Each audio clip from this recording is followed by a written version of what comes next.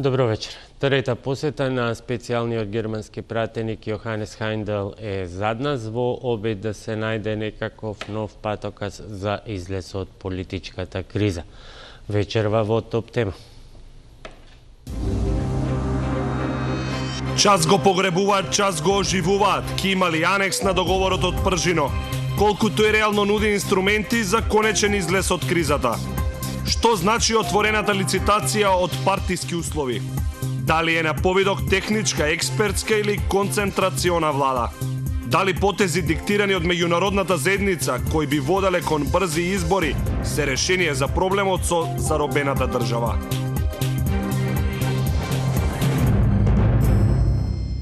И тоа се само дел од прашањата за моите вечерашни гости. Катерина Колозова, професор на Институтот за општествени и хуманистички науки во Скопје. Добро вечер. Добро вечер. Андреја Стојковски, извршен директор во Македонскиот центар за европско образование. Председател, добро вечер. Кај Каржаловски нема да сгрешам дека е извршен директор на Македонскиот центар за меѓународна соработка. Александар Каржаловски, добро вечер и добро дојдовте. Но како вовет, да ја слушнеме денешната порака на специјалниот германски пратеник Хајндел по средбите кои што ги имаше со политичкиот и дел од државниот врв. In this context, I welcome that President Ivanov has decided to annul all of presidential pardons. This allows now to focus on the implementation of a Prishini agreement and on those issues which are key for the future of the country. What is necessary now? First, the parties need to agree on an election date, and they need to do what it takes to fulfill the conditions for free and fair elections. Second, the special prosecutor must be able to fulfill her mandate without any obstruction and freely. This is the second priority. And third, the parties need to agree without any delay on implementing the urgent reform priorities and to address the shortcomings identified in the Priebe report. This can be achieved, it's doable, and I hope there is some positive momentum now which needs to be used.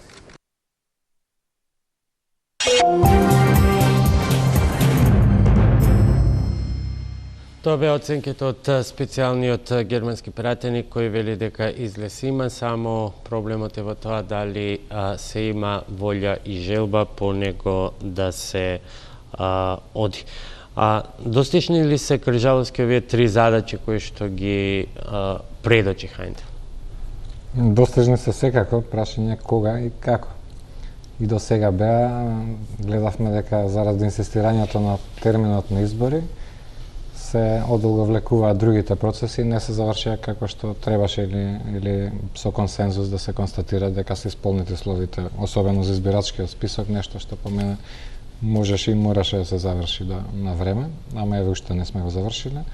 И трагедијата во сето е дека заради еднаш кога ќе заглави, сега 2 месеци ништо не се случува или не знаеме дека се случува со избирачкиот список, а времето си врви пак и после пак ќе доеме во слична или иста ситуација и се сведуваме на истите дилеми. Повторно повикува меѓународната заедница на партиите да се договорат, значи пак имам иста ситуација, пак мора да има договор, пак веројатно ќе биде сличен, само што помина 1 година во меѓувреме, а голем дел од работите не се завршени.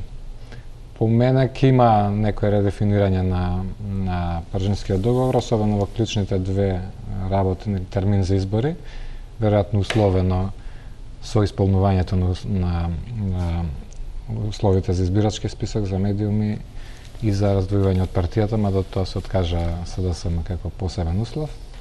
И сега ова што го слушнавме од ВМРО да помине вчера, мислам дека прво нека се исполнат условите, па ќе правиме муебет за датумот, што сведува на друга ситуација, дека нема да има па техничка влада во тој период, туку ќе биде на ВМРО на дуи владата да ги исполни. Значи, многу отворен простор за натегање, а секако партиско, а секако и за дебата вечерва. Колозова, која е вашата генерална оценка? Дали сме сега пред нова шанса или пред ланската речиси во истиот период која што не беше искористена? Јас мислам дека се вративме најмалку една година наназад, ако не и на периодот пред големите студентски протести и остатокот од протестниот бран, кој скрши определен зид на страф кај граѓанството, кој што мислам не парализираше со години од практикување демократија, инсистирање на нашите граѓански права. Тоа беше еден вид препорот на граѓанското општество, кој што мислам дека тргна еден дел, барем оној психолошки неподносливиот дел од ефектите на заробената држава. Барем гласот на незадоволство беше можно без страв да се изрази. После оној упад вчера на економскиот факултет, јас се прашувам дали власта повторно не се раскомоти мислејќи дека реформските процеси се запрени или замрзнати, па може да се практикуваат нештата и начинот на владење на како бидејќи се универзитетски професор го загатнавте тој проблем, денеска имаше невообичаено и основното јавно обвинителство прифаќа некои нови модели што ги беа наметнати. На пресконференција беше речено дека немало упад. За мала дигресија од тој дел, во тој дел бидејќи и тоа е од интерес за јавност. Буквално влезе полиција. Се уште мене ми останува нејасно дали била вооружена или не. Нели слушаме искази дека била. Како и да е, тоа видливо присуство и тоа во голем број на полиција на факултет, па дури да немате физички упад, воопшто не е важно не треба да ситничариме околу тие техникали, дали физички во голем број маса полицајци се појавиле или не. Веста дека 8 професори се апсат по тој и тој основ или се гонат кривично, сеедно е вест која што треба да предизвика страв и треба да предизвика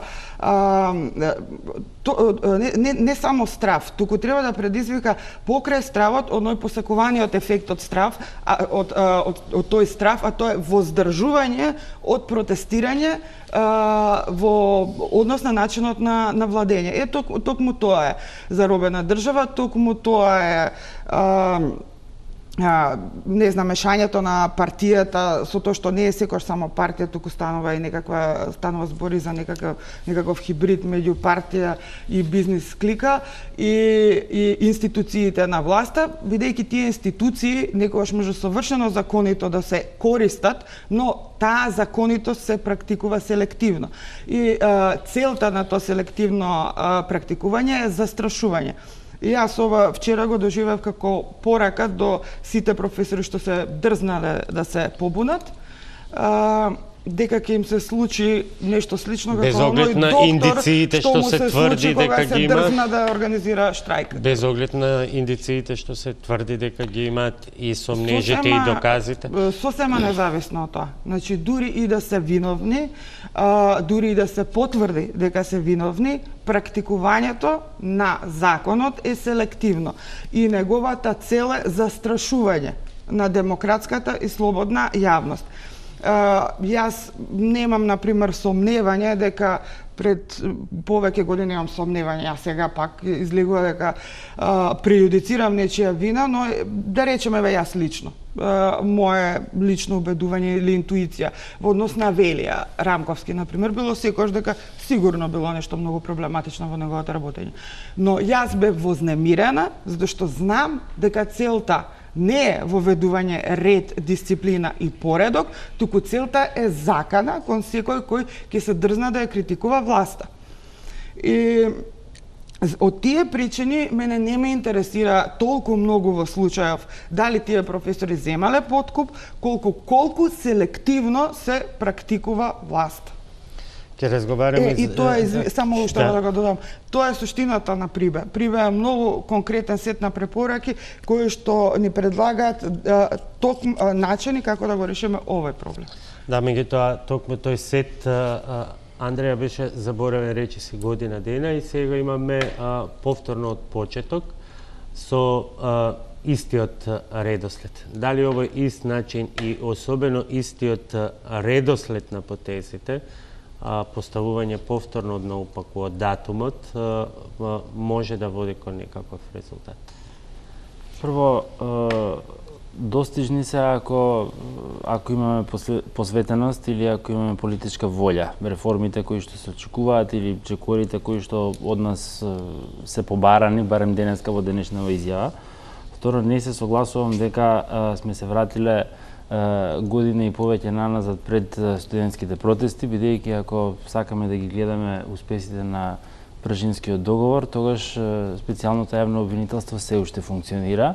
Да, неговата работа е попречувана, не можеа долго време да работат поради стравот од потенцијални нови аболиции и така натаму.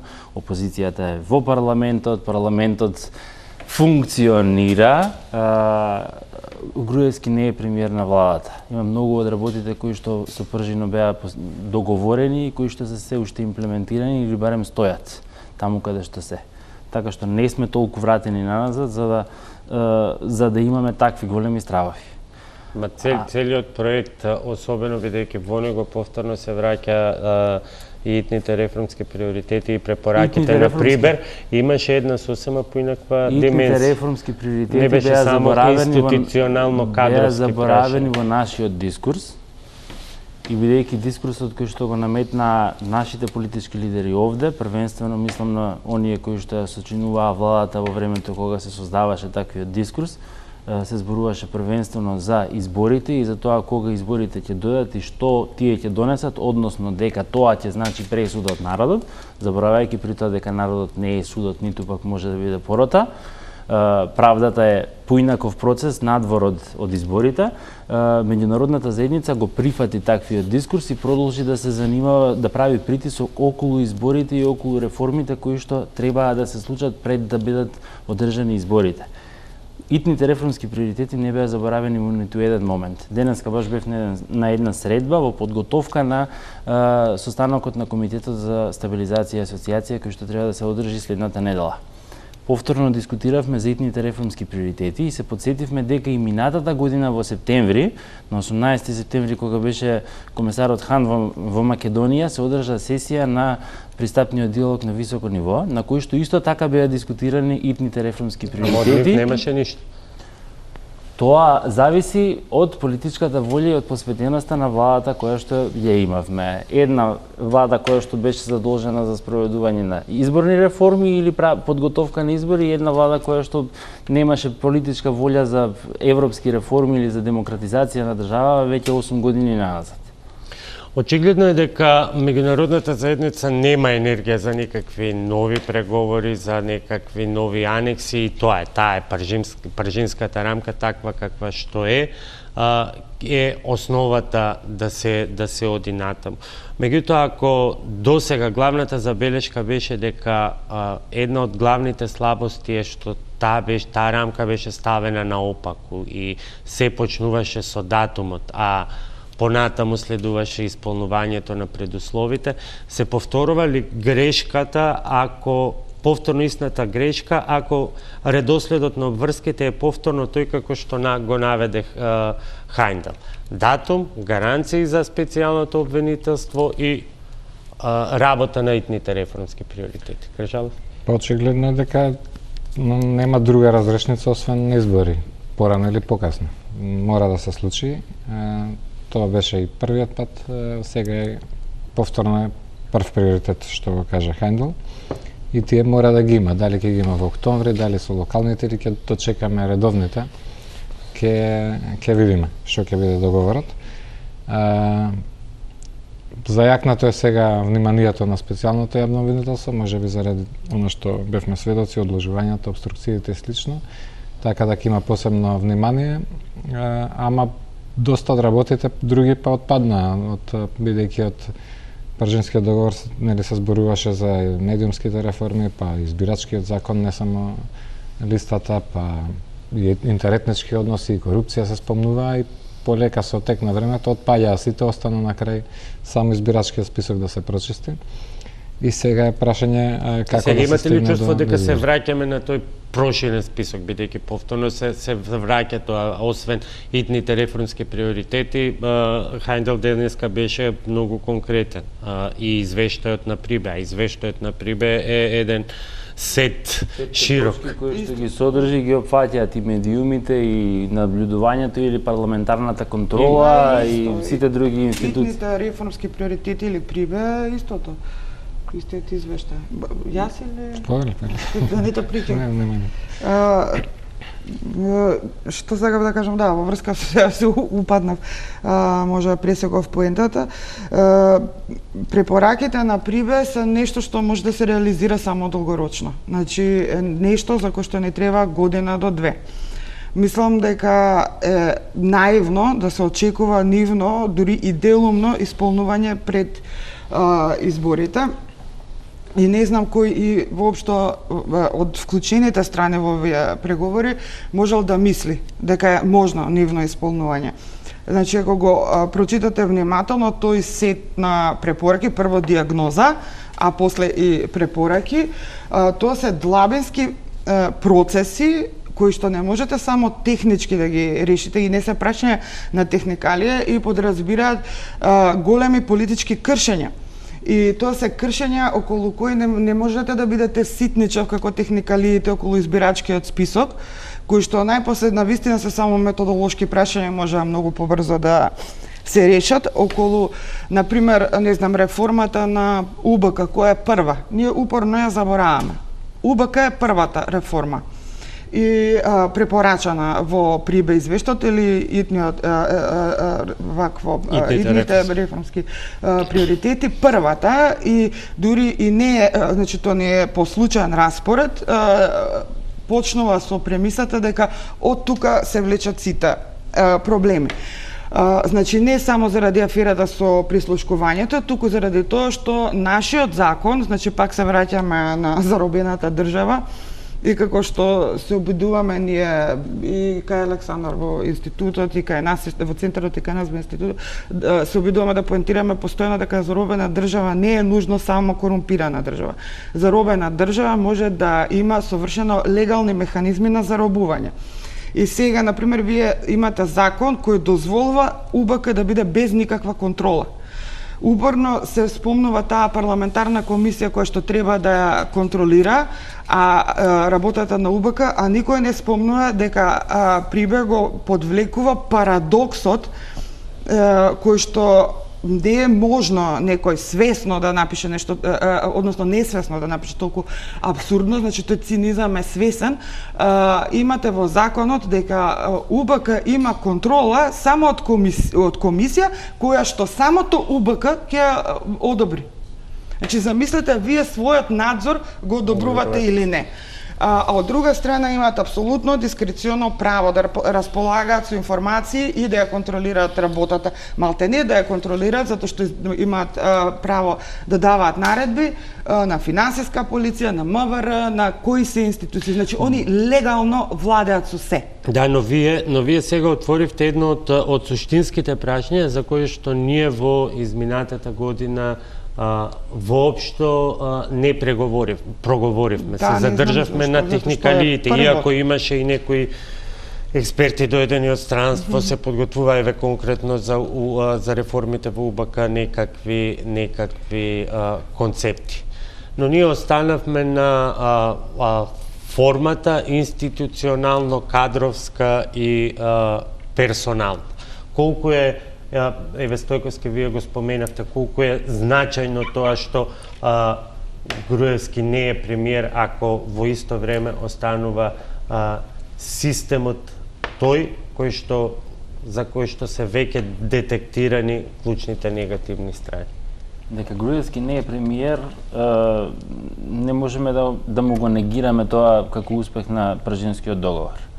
Дека системот за контрола или гнилоста на општеството е толку голема, метастазите се толку големи, исто така е, фактите можеме да го негираме. Не станува збор само за еден министер кој што ќе биде спречуван или попречуван во вршењето на работите од еден дополнителен или заменик министер со дополнителни овластувања, треба подолг временски период и за тоа се сложувам. Потребно беше меѓутоа во овој период од потпишувањето на договорот до одржувањето на изборите, кои што не се одржаа за среќа наша, веројатно многу повеќе од што за било што друго или за било чија друга, требаше да се направат системски решенија кои што ќе можеа да востануваат механизми кои што ќе обезбедуваа дополнителна контрола. Ние не можевме да правиме тест на механизмите кои што ќе се направеа веднаш, меѓутоа ќе можевме да веруваме на гаранцијата која што ќе ни ја дадеше меѓународната заедница, која што беше во поддршка на целиот овој процес.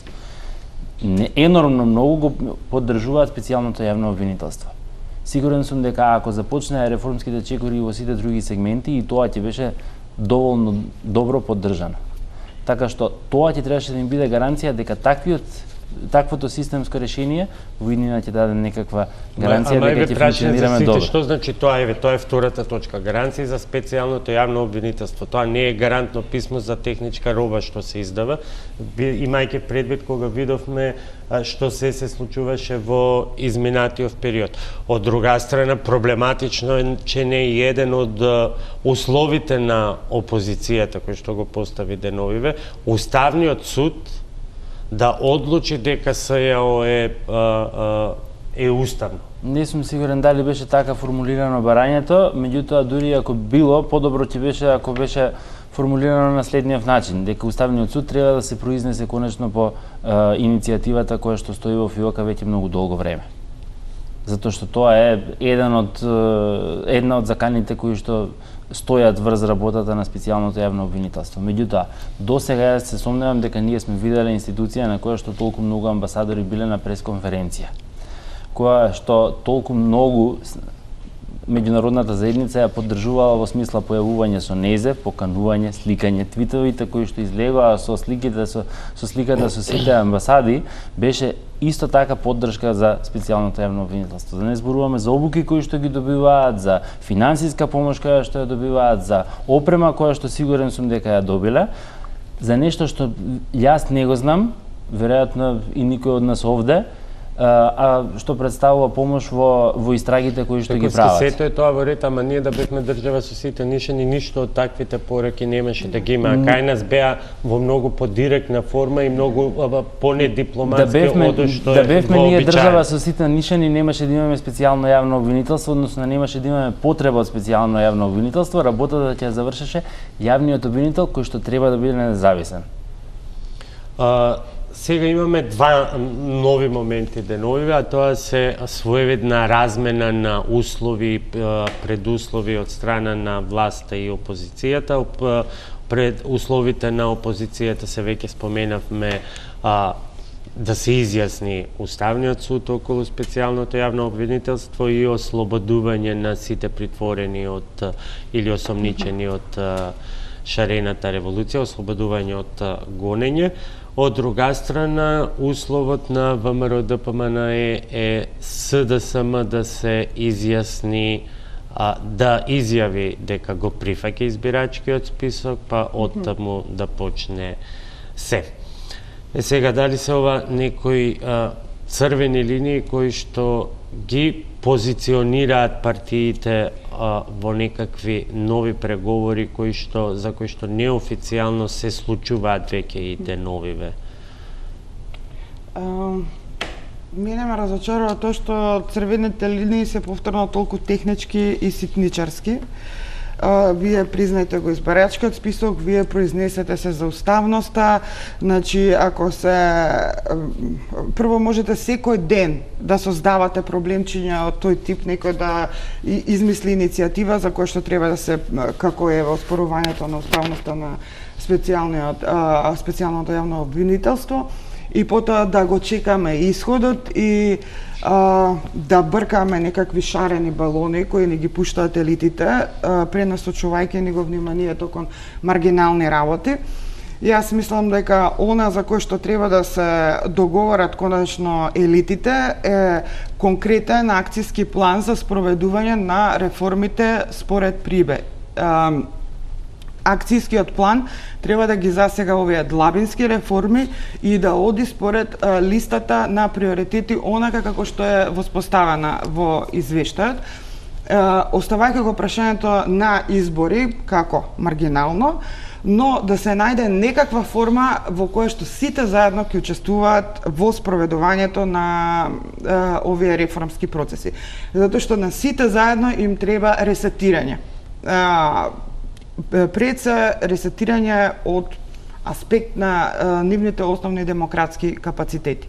СДСМ се повеќе од деценија во опозиција, веќе не знаеме која е идеолошката позиција или дефиниција на СДСМ, не ги знаеме, просто новите СДСМ ги знаеме како дел од едно протестно движење што не може да биде дефиниција на партија и партиско делување.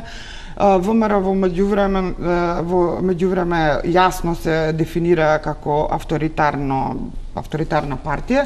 Значи, мислам дека на сите заедно им треба едно редефинирање, треба ресетирање на системот кој ги влече своите проблеми од пред 25 години и затоа во тоа ресетирање потребно да учествуваат сите партиски елити, а граѓанското општество да врши притисок врз сите нив заедно. Кричалски. Неколку дилеми отвори, значи, ама главниот проблем е од диалогот, дали е можен, за да го има, за да се стигне до било какви решенија. И тука едното прашање дали тие елити треба да учествуваат, кои не доведаа, и едните и другите, условно речено ВМРО да промени да само, не би сакале да ги гледат другите во решавањето на проблемот. ВМРО тој го демонстрира со тоа што фактички јас нема техничката влада и сега функционира како што беше пред ова. И ВМРО да помине, мислам дека многу е среќен со вакви успеси на Пржинскиот договор до сега. И може да продолжат до следните нормални избори и да викаат дека ги спроведуваат приоритетите од Прибе и Пржинскиот договор и се. А од друга страна, значи, нема, да речем, капацитет за диалог, бидејќи толку поларизација не доведе да секој ден се толкави напади да веќе не се ни сослушуваат едни со други. И кој има некој паметен предлог од другата страна, секако се дочекува на нож и се дискредитира и прашање дали е возможен воопшто договор. Затоа и прашав дали ова сега меѓусебна од тука ова размена на услови, некакво ново позиционирање или само тактизирање за купување време, бидејќи еве интересна анкета спроведена и тоа само меѓу учесниците на Протестирам. Еден од највпечатливите податоци за мене е дека 73,7% тврдат дека 4 партии подписнички на договорот од Пржино немаат кредибилитет за решавање на политичката криза. Значи, ова е анкета спроведена меѓу 567 испитаници за време на одржувањето на протестите во Скопје и ова од страна на професорка која работи студии во Италија Македонка и професорка на ФОТ. Добро, и како ќе го изведеме тоа? Значи, сите викаме ненасилни протести и така ќе биде, значи пак треба самите да се договорат тие елити кои немаат кредибилитет да се реизберат да направат избори што и да е. Вториот начин е насилна револуција, никој не ја сака таа. Интересни се податоци, да вика 48,9% одговориле дека која е целта, што сака да се постигне со овие протести, никогаш да не се повтори ваков тип на владење, меѓутоа едно огромно мнозинство не верува дека овие 4 партии се тие кои што можат да го изведат правиот пат, а всушност се тие.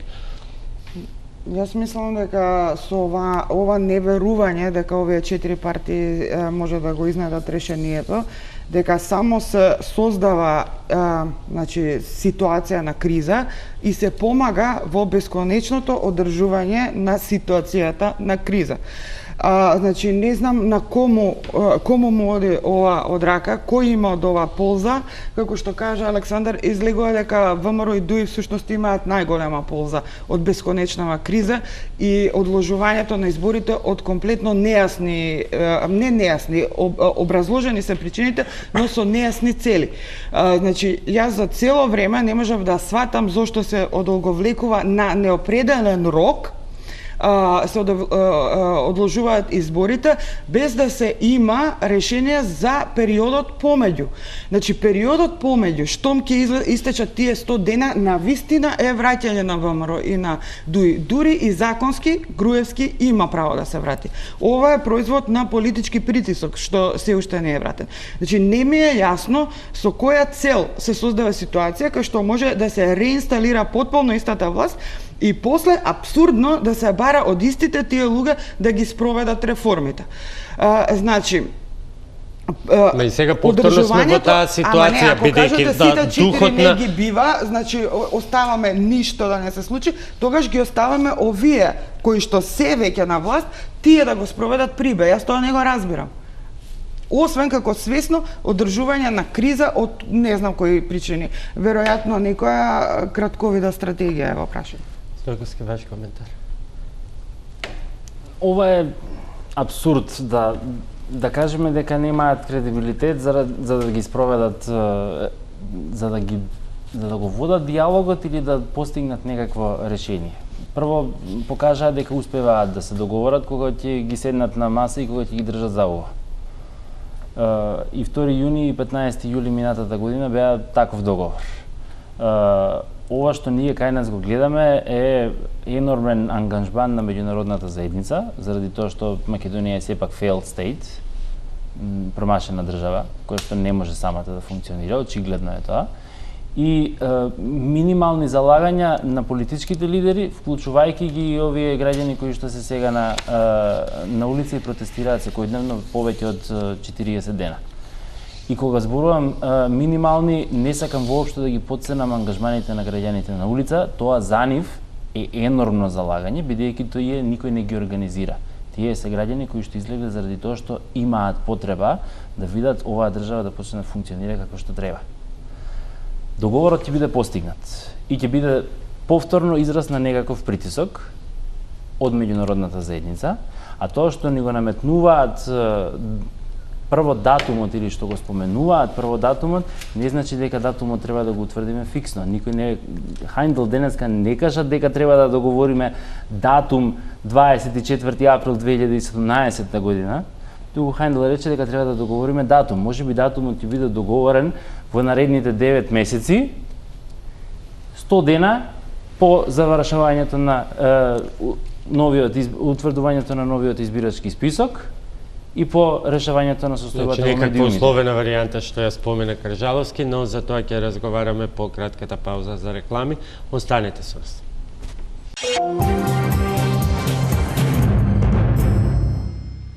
Назад сме во студиото со Катарина Колозова, Александар Кржаловски и Андреа Стојковски во продолжение со можните опции.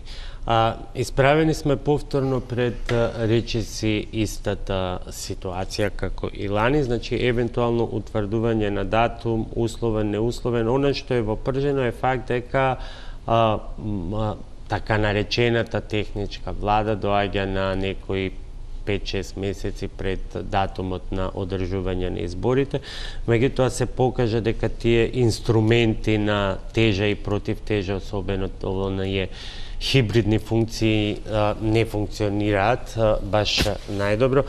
Од тука што очекувате, дали тоа ќе остане во истата форма или се можни некакви измени? И со што, значи и втората дилема е со што би се врзувал тој условен термин? Еве, Андре. Дај да продолжиме, нели, од пред паузата. Условно утврдување на изборниот датум, очекувам дека ќе има баш такво условно утврдување. Меѓутоа, во меѓувреме, ќе ни биде даден предлог како треба да изгледа преодната влада, заради тоа што јасно е дека оваа влада нема да спроведе никакви реформи, ваква или во форматот кој што беше договорен со Пржино 1. Бидејќи ова очигледно ќе биде некаква форма на Пржино 2. Исто така, во меѓувреме, покрај форматот кој што ќе ни биде понуден за преодната влада, ќе ни бидат понудени пакети кои што ќе треба да ги спроведеме во различни области и неколку од државите членки очекувам дека ќе превземат неколку од пакетите за да направат сериозни притисоци или сериозна поддршка на реформските потфати. Бидејќи знам од сигурни извори дека се обидувале да дискутираат или односно дискутирале за Македонија на Советот за општи прашања под председателство на Холандија. Очекувам дека заради владењето на правото и состојбата со владењето на правото, очекувам дека Холандија ќе го превземе овој сектор. Веќе се гледа дека некои од другите држави членки превземаат поддршка на независните надзорни тела, институции, комисии и така натаму. Парламентарниот диалог или работата на парламентот, улогата на граѓанството, општество. Секоја од државите членки ќе најде каде ќе се сектор каде ќе се вложи себе си и каде ќе обезбеди реформите овој пат да успеат. А датумот за избори на крајот на криштата, ако биде вака утврден во одреден временски период, имајќи при тоа предвид дека ако ние сега немавме избирачки список соодветен за да можеме да организираме избори, нема да имаме соодветен избирачки список ако останеме на овој, ниту за локалните избори следната година. Така што по мене поверојатно е дека ќе размислуваме до периодот на локалните избори за да ги завршиме сите овие работи, иако ако партиите се подготвени и ако се подготвени паралелно не за избори, туку да ги спроведат овие реформи, тогаш зошто да не ги видиме изборите и порано.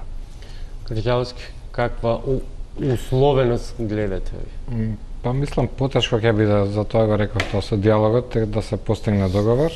Едно дека мислам дека премногу очекуваме од меѓународната заедница, и Хендел пак рече партиите треба да си го решат тоа, дома се да се ги завршите работите.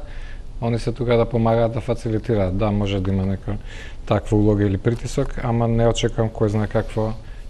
И ти спомена на почетокот, дали губат енергија веќе да се занимаваат со нас. Фала Богу, не сме најважни ни во Европа, камо во светот, за да се толку ресурси користат на нас. Тоа ја комплицира ситуацијата со помал притисок за да се стигне до договор и очекувам да се одвлечка ова. Можна би требало во јуни да се постигне договор за да има meaningful со смисла решение за наредниот период, бидејќи ако отидеме на одмори, што викаат, ќе се одложи, ќе се продолжи се, ќе се до редовниот термин и кој знае како ќе продолжи спроведувањето понатаму. Ама пак мислам дека премногу очекуваме од меѓународната заедница, дека позициите сега се поволни би рекол за владачките партии отколку што беше притисокот пред прженскиот договор. Катерина спомена сега теоретски би требало и Груевски да е премиер кога веќе пропадна елементите од прженскиот договор, или може да очекуваме и да се врати. Иако јас не очекувам, бидејќи моето очекување ќе биде нешто измеѓу ова што го кажува Андреа, дека ќе има слична форма на договорот.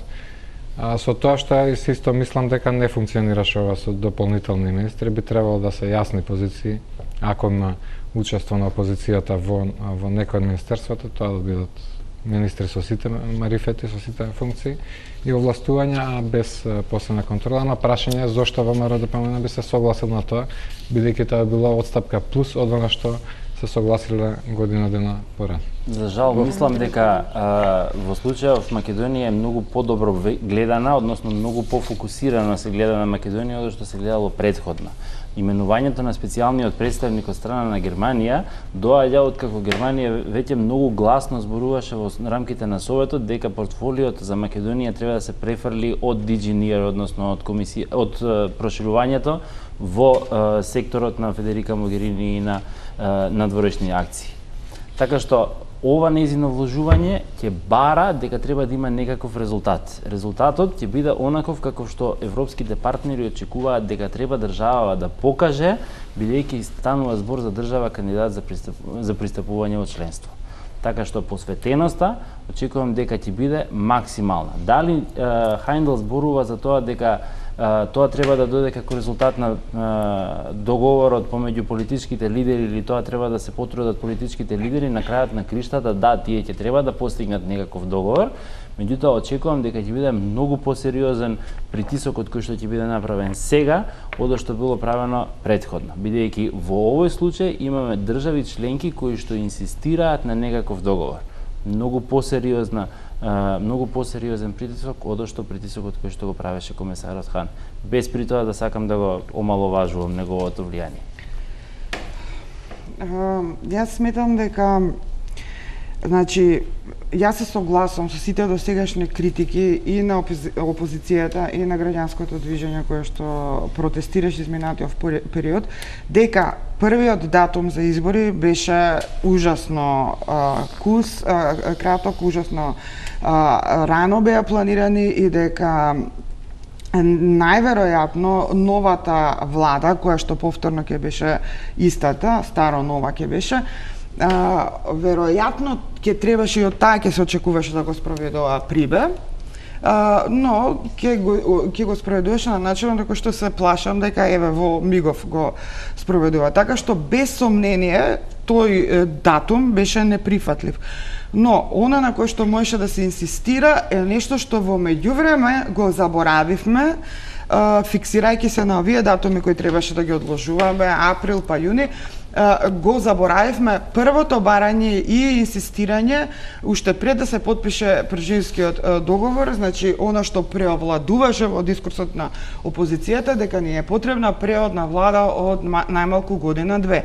Значи кога велам ни треба датум и во таа смисла се согласувам со Хајндел, ни треба датум, ни треба некаков таков датум од година до 2 може да се поклопи со редовните избори, но да се обезбедиме дека нема прибе да го турка некако споро со истиот привид како и до сега што го нудеше овој состав на власта, нудеа привид на европски реформски процеси, а всушност практикува автократија. Значи постои опасност ако овој состав сега го имаме истиот наратив и лани овој период се говореше за акцијски план и за ангажман на институциите сега и веднаш, и сега го имаме истиот наратив, акцијскиот план што цела година не го видовме, сега пак наеднаш одново во скресо. Акцијскиот треба да не биде технички, да не биде фиксиран на изборите, треба да биде суштински, значи затоа што тоа се повеќе стратешки насоки кај прибе, акцијскиот подразбира конкретни чекори, конечно тој треба да се воспостави со јасни датуми, рокови и чекори, буквално акцијски план, и тој да се однесува на сите предложени реформи и да почнува од почетокот, од УБК па надолу, па преку судство се до крај. Но за тоа да се случи, според мене, треба да има некаков датум, некаков договор за избори. Тие не сме да бидат скоро. За мене е идеално да се поклопат со редовните, но мора да го има тој датум за да има преодна. Инаку овој состав треба да ги спроведе реформите. Како што кажа и Александар, буквално така е. Јас не до редовните избори. Мене 2018 ми е премногу долго. Мислам дека се измачувавме веќе премногу долго, за да можеме да си дозволиме да чекаме до 2018 година. Да не заборавиме, реформите за изборите се еден процес, реформите за враќање на демократијата се втор процес, реформите за гаранција на правната држава се трет процес, и тие можат да течат паралелно без оглед кога тие ќе завршат. Важно е дека ако се случат изборите во меѓувреме и завршат пред да биде комплетиран било кој од овие други два процеси, ниту едниот, ниту другиот не смее да запре. И тука треба да биде гаранција учеството на граѓанското општество. Системско решение кое што ќе обезбеди постојана дискусија со граѓанското општество, кое што ќе обезбеди граѓанското општество да предлага решенија, да може да аргументира за одредени решенија, да има постојана дебата, да има можност да каже дека одредено решение отстапува од она што претходно било договорено, и тоа да го стори јавно, за да можат сите да го слушнат, во кое што претходно ќе биде регулиран медиумскиот простор, за да не можеме ние да се соочуваме со надписи на Република, на Курир и на Нетпрес и Прес 24, кои што го оцрнуваат секој еден активист од граѓанското општество. Сега ова ми звучат сите дискусии како дежаву, и пак останува клучното прашање како, бидејќи основата е волјата и желбата за диалог, а не ја нема. поларизираноста е до толку голема, што очигледно е дека странците, иако посредуваат, иако трчат од една до друга партија, во моментот не можат да обезбедат сигурен успех на една лидерска средба и не ја организираат. Да не забораваме и уште еден интересен факт, дека Европската Унија, мисијата на Европската Унија во Скопје беше принудена да одложи една дебата меѓу граѓански организации, затоа што дојде до судир околу тоа дали и треба или не треба шарената револуција да седне и да разговара на иста маса со ГДОМ. Да се разбереме, извини, да се разбереме. Не станува збор дали треба шарената револуција да седне на иста маса со ГДОМ. Станува збор за консултации организирани со граѓанско општество, на кои што треба да присуствуваат представници на организации. Мислам дека Александар беше поканет на истата средба или е мина без оглед Македонскиот центар за меѓународна соработка. МЦО беше поканет, имаше многу организации кои што произлегле заради потребата на здружување на граѓаните, застапување за одредени права или застапување за одредени промени во општеството. И организација која што произлегла заради потребата да се заштити криминалната структура на власт. Јас не сметам дека треба да ги изедначуваат овие две категории или типови на движење, тоа не е ни организација, за да можат да седнат на иста маса и да дискутираат за граѓанско општество. Меѓу другото, представници на тоа движење повикуваа на забрана на граѓански организации, на ставање на убивање, закопување или ставање на бетонски плочи врз одредени граѓански активисти. Тоа не се пораки кои што би сакал да ги слушнам на таква маса. Апропо диалогот, значи, заради тоа инсистирам и во еден пейпер што веќе го објавивме со Артан Садику и во некои други анализи дека е потребна широка коалиција. За нужно да бидат ставени во формат каде што мора да комуницираат и мора да соработуваат, мора да се одвива не само диалог. Тој диалог мора да биде ефикасен и мора да представува здружен напор да се реализираат итните реформски приоритети. Сега, може би, ова замка, може би сум наивна, значи може би точно овој формат ќе овозможи едни со други да се саботираат постојано, но од друга страна, ако граѓанскиот сектор се постави од надвор, како watchdog на целата ситуација и врши притисок врз овој формат, тогаш она што граѓанскиот сектор ќе го интересира е што ќе испорача овој состав, без оглед на тоа кој од која партија е во таа влада. Едноставно, тие за нас ќе бидат влада. И ним на таа влада треба да и се врши притисок. Значи, од тие причини пред се за ако некој вид на од нужда воспоставен диалог, пред се од тие причини мислам дека е многу добар формат таа широка коалиција за разлика од експертската, за да се надминава поларизација. Каржалски. Мислам дека тој пример покажа колку е тоа што го зборам тешко да се воспостави диалог и да се седне на маса со некој што мисли различно. Значи, јас исто не се согласувам со тоа што го кажува ГДОМ, тие изјави што беа, ама слични изјави ја слушам и на шарената револуција, значи и за бесолки, и за криминалците во затвор на недокажани постапки. Се можеме да се расправаме дотре кој што кажувал и да се држиме за такви изјави. Патем Европската Унија ги имаше покането, ама ние во секторот не можевме да се согласиме дали треба да се бойкотира или не. Пола бе организациите кои сметаат дека треба да се оди и да им се каже во лице тоа што треба да се каже, пола река не воопшто не треба да се разговара. И тоа го мислат и партиите, значи они не би седеле едни со други да прават сима избори, си добиле на ВМРО да помине ставото. Сме добиле на избори, буирам пак на избори, пак ќе правиме мојот после. И затоа не очекувам дека многу лесно или брзо ќе се случи договор или дека тој ќе биде поповелен од она што веќе беше договорено предходно. И по мене ова што се случи со таа ситуација покажува дека и граѓанскиот сектор не е монолитен и дека сите мислиме исто, сите се занимаваме со одредени работи и експертизи и да треба да учествуваме, ама основното е дека треба да се сослушаме и да дадеме можностите да кажеме, да се убедиме или разубедиме во тоа што треба да се прави, а потоа и да бараме од партиите да се однесуваат исто така сериозно и да се уважуваат едни со други со аргументите, а не со поларизација што се случува и напаѓање на се без оглед што кажуваш, битно е кој го кажал од целата. Добро, да се изначуваат повици мафија на робија или ќе одговарате со повик Уставниот суд треба времено да ги забрани сите невладини организации кои што работат против државата, тие предавници така натака и парафразирам тој треба да се земе, да се стави во една дупка 2 метра и да се посипе со бетон. А кој ќе оцени дали не се исти, затоа што и Доналд Трамп го кажува истото и ќе стане председател на Америка за такви изјави. И сега кој е тој да оцени?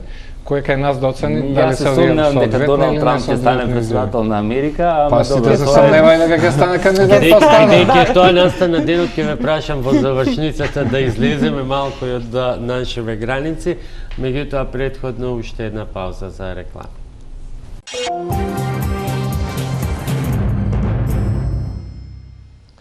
Добре дојдовте назад во завршницата на вечерашната топ тема. Последното прашање за домашната политика и нашиве актуелни случувања е, Козова, почнал со вас, дали потези диктирани од меѓународната заедница кои би воделе само кон брзи избори, ќе донесат некаква разрешница на кризата, а најмалку ќе не доближат до она што е целта на тој реформски процес кој што се заговара, а тоа е проблемот со заробената држава. Инсистирање на брзи избори не, но затоа што мислам дека брзите избори нема да не бидат од полза. Процесот на тоа ослободување на државата од таа партократска и бизнес или заробеност од страна на бизнес елитите нема да воопшто ни да почне да се случува, иако можеби формално ќе се симулира процесот, доколку истава гарнитура се избере. Исто така сметам, ова ми е важно да го кажам, и ако дојде на власт опозицијата, сметам дека нема да се случи тој процес на ослободување на државата од робството партократско. Не гледам јасни знаци дека има друг менталитет, поинаков. Кај опозицијата може би има, но немам докази. Затоа што е дискурсот револуционерен, затоа што е дискурсот емотивен и не можете да јасно да видите кои им се политиките. Сите овие скандалозни примери на демонстрација на авторитарност и заробување на државата, ниту еднаш не беа проследени со јасен прес, кај што ќе се осудат политиките, туку се осудува личностите. Значи, од тие причини сметам дека и знам дека ова е големиот греф на релативизирање, дека го правам во моментов, тој хибрис, ама моја разумна задршка што е опасно за реакциите подоцна на социјалните мрежи. Знам, мислам дека одамна. Тоа е товарот што го живееме во оваа наелектризираност и поларизираност. Мислам дека во ова општо лудило во кој што живееме сите, тој ризик ќе морам да го поднесам, но морам да кажам дека тоа ми е единствената разумна позиција мине. Значи, овие демонстрира невидена автократија, која што е опасна, затоа што знае да се камуфлира себе си во реформски процеси и во евроинтеграцијски процеси, знае совршено да се спакува. Кога бевме на една застапувачка мисија во Брисел, јас ја паметам маката со технократите, како да се објасни дека не е точно дека реформите на хартија не се добри.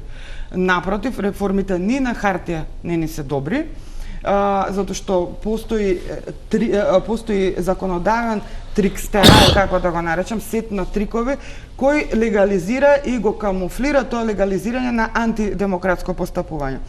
Значи, сега зошто јас ги имам резервите кон опозицијата, затоа што ја никош не видов критика на овие процеси, критика на овие постапки, затоа што видов емотивна реакција, гневни сме, бесни сме, сакаме промена, но никако не гледам идентификација на сетот на политики кои они ги сметаат за проблематични. Значи, има навивам за опозицијата во оваа смисла, дека опозицијата може да биде коректор на автократските тенденции на оваа власт и заради тоа сакам да ја видам во таа преодна влада. Крджалски, ваш краток завршен збор. Ако се случи, ја по-прагматично гледам на работите, ама ова отприлика објаснува може да го речеме парадоксот на нашава демократија или висока толеранција за автократизам или реминисценција од социјализмот, дека сме навикнале на Тито па ни е прифатливо такво начин на владење, или дури висока толеранција за корупција, која е исто факт од истражувања што ги правиме. И се следува дека и покрај се ова што се случува и сите индици за заробена држава, за високо ниво на корупција, повторно рейтинзите ви денеска се објавија некои зборува за минимум 2:1 водство на ВМРО-ДПМН. И тоа не зависи од избирачкиот список. И со најпрочистен пак ќе биде истиот резултат и во таа смисла брзи избори односно ме одговарат само на ВМРО-ДПМН. Предпоставувам и нема многу да различно да решат, дури ќе донесат плюс нов легитимитет. Затоа треба паралелно да се функционира, бидејќи кога и да се мислам дека таков ќе биде исходот. Единствено што може по мене да направи дисбаланс, додека не се подигне нивото на, односно силата или рейтингот на опозицијата, е специјалното јавно обвинителство, кое може да го наруши имиджот на ВМРО-ДПМН со покренување и процесирање на случаи, ама тоа нема да биде брзо, као што беше јасно уште лани, дека 2 до 3 години ќе треба тие случаи да се процесираат. Дали тие 2-3 години ќе ги користиме да се формира некаква техничка влада, иако јас се сомневам дека ќе биде поразлична од ова што беше со Пржинскиот, само по неповолна за СДСМ може да испадне по мене, а не поповолна. Ако таква се формира, може би за дел од овие приоритети да се направат со колку толку консензус, а не еднострано како што сега и ВМРО-ДПМН веќе почна да ги спроведе. Да не чекаме до социјалните мрежи. Да кажеме дека не гледаме подобрување од автократијата која што ја покажува ВМРО-ДПМН во опозицијата е многу полошо од што да кажеме сите се исти. Самата кажа дека 10 години не сме ја виделе оваа опозиција во шанса да биде некаква власт за да можеме да ги измериме нејзините чекори или начинот на практикување на власта. Оттаму јас би оставил пред да ги идентификувам како подеднакво автократски, би оставил да бидат некогаш власт за да можеме да видиме како тоа ќе ја практикуваат власта. До сега во овој период, процес, покажаа дека знаат да комуницираат со граѓанското општество многу повеќе и ние знаеме дека тоа се случува и дека се отворени за соработка, ги прифаќаат аргументите кои што ние ги даваме. Од аспект на идентификувањето на погрешни политики, после 10 години веројатно е многу тешко да ги идентификувате погрешните политики ако се во државата ви е погрешно, и ако претходно зборувавме дека државата е грабната, тогаш реално грабнатата држава нас не врзува со фамилијата која што е на власт, без оглед дали сакаме тоа да го прифатиме или не, таму е тешко да се идентификуваат погрешни политики. А за тоа како би требало да се наруши рейтингот на ВМРО-ДПМН, прво се сомневам во Македонија, веќе се сомневам на многу од оние истражувања на јавни мислења и рейтингот на политичките партии. Исто така не мислам дека СЈО ќе го наруши рейтингот на ВМРО-ДПМН, напротив, СЈО има поинаква задача. СЈО има задача да ја врати владењето на правото во држава и да гарантира дека она импунити или неказнивост која што ја востанови ВМРО-ДПМН зајакна, нема да се повтори повторно. И само уште една работа, да зборуваме за да ги поедначуваме ВМРО, ДПМН и СДСМ и автократското практикување или емоциите, после толку години и после толку големо искуство, подобро ги знаеме, имавме шанса да ги измериме процесите, ова што го имаме денес, не сме го имале дури во најцрниот период од 94 до 98. Андре, погрешно сум цитирана и упорно на нешто што воопшто не го реков, вакво со нешто што не го реков, полемизираш. Значи, јас реков, јас не ги познавам. Затоа што јас нивни пресови за конкретни политики не сум посведочила. Значи, не знам со сигурност дали тие се одговорот. Тоа го реков. Затоа и јасно кажав дека не сум видела прес кај што ќе ги критикуваат политиките кои што се проблематични. Реков дека се дел од движењето и дека заради тоа имаме емотивен говор, имаме говор на револт, кој што не ни овозможува да ги чуеме или не им овозможи на нив да ги формулират своите политики. Моите резерви се од многу конкретни причини и се врзани за конкретни поводи. Кога се критикуваше законот за високо образование, ниту еден прес не ги проблематизираше политиките, туку ги проблематизираше личностите. Потоа, пред известно време слушнав друг прес кај што рекоа дека екстерното е добро, ама последиците се лоши. Од прилика тоа е на некој начин ова беше мала реплика, значи, немам време за многу реплики. Да не задржам, ама не гледам многу различна филозофија. Јас би рекол да ги видиме, па подоцна ќе ги оценуваме. Ја не би ризикувала. Се очекуваше оваа недела да биде клучната, добро имаме уште 2 дена, ќе видиме што може да следи. Меѓутоа, ние сме премногу окупирани сами со себе, освен во Македонија работи се случуваат во светот и еве од денеска во САД, од рано наутро по македонско време, веќе не е дилемата кој меѓу демократите ќе биде кандидатот, значи веќе прашањето е кој ќе биде следниот председател или председателка на САД. Ајде, прогноза за крај од кого да почнеме? Ајде од Стојковски. Хилари Клинтон. Зошто? Зошто? Затоа што има можност да се надгради над успесите на Обама, заради тоа што Обама е исклучително популарен и има високо одобрување од јавноста дури на крајот на својот втор мандат, заради тоа што коалицијата која што ја создаде Обама, ја градеше, стои зад неа и заради тоа што верувам дека политиките кои што ги нуди и решенијата кои што ги нуди се правилни, барем за општеството во Америка. Ми се чини ова полесно вие да политичка прогноза за САД отколку за Македонија, Колозова. Вака, значи, јас навивам од се срце за Хилари. То по родова линија или политички? И по родова, и по политичка. Мислам дека, за разлика од популистичките грандиозни, грандомански планови на Берни Сандерс, незините се пореалистични. И верувам во мали, демократски, но реалистични и остварливи чекори. И тука е мојата забелешка за СДСМ. Пак да се вратиме, и аналогија со нас. Значи, тоа што викам дека ќе се случи, тоа не значи дека посакувам или навивам да се случи. Исто важи за Македонија, исто важи за Америка, значи јас навивам од се срце за Хилари, ама мислам дека ќе победи Трамп. Кржаловски. Јас не навивам многу, ама се согласувам дека Трамп ќе победи, така мислам, иако сите не верувавме анкети, сите анкети му вика нема да биде ни кандидат, нема да победи ни вамо, стигна до тука. Анкетите се многу чудна работа во последно време, не само во Македонија, комплетно промешување имаше во Грција, во Велика Британија, еве сега во Америка, не знам, вие треба малку. Да. Тоа е посебна тема. Имаше комплетно за парламентарните. Минатата недела прв пат имаше анкета која прогнозира мало во 1% на Трамп.